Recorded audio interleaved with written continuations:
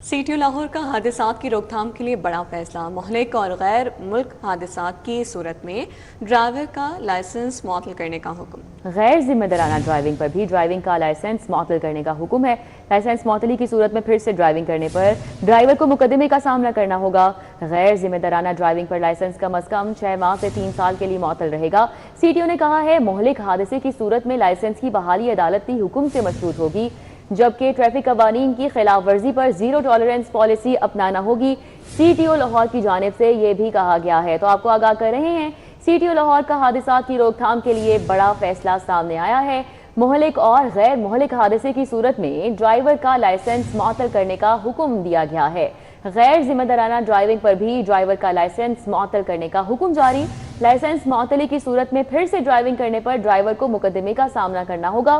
CTO ने कहा है कि गैर जिम्मेदाराना ड्राइविंग पर लाइसेंस कम अज कम 6 माह से 3 साल के लिए मुअत्तल रहेगा। इरफान मलिक हमारे साथ हैं, मजीद डिटेल्स बताएंगे।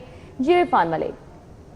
जी बिल्कुल, आपको बताएं, शहर में रोजाना की बुनियाद के ऊपर ट्रैफिक हादसा, जो ट्रैफिक पुलिस की नाअहली और उसके साथ साथ जो रोड यूजर थी उनकी नाअहली की बायस ये रूलमा हो रहे थे, जिसकी वजह से हॉस्पिटल्स के अंदर जो जख्मियों की तादाद बढ़ती जा रही थी। अगर रेस्क्यू 1122 का डाटा देखा जाए तो रोजाना की बुनियाद के ऊपर पंजाब में जो है 600 से ज्यादा हादसा रूनुमा होते हैं, जिसमें लोग जख्मी होकर हॉस्पिटल्स में पहुंचे हैं। लाहौर में सबसे ज्यादा इसकी तादाद थी। तो इसी सूरत हाल को मद्देनजर रखते हुए सीटीओ लाहौर की जानिब से ये फैसला किया गया कि मुखलिक और जो गैर जो मुखलिक हादसा हैं, इसकी सूरत में ड्राइवर का लाइसेंस जो है उसको मुअत्तल करने का जो है फैसला किया गया है, जिसके लिए अब गैर जिम्मेदार ड्राइविंग करने वाले जो ड्राइवर्स हैं इनका लाइसेंस मुअत्तल किया जाएगा।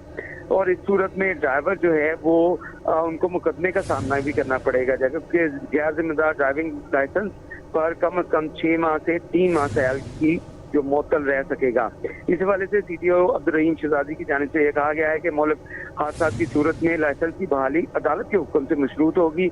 अगर अदालत अहकाम देगी तो उसके बाद उसका लाइसेंस जो है वो बहाल किया जा सकेगा। जी बहुत शुक्रिया इरफान मलिक, हमारे साथ मौजूद थे, आगाह कर रहे थे।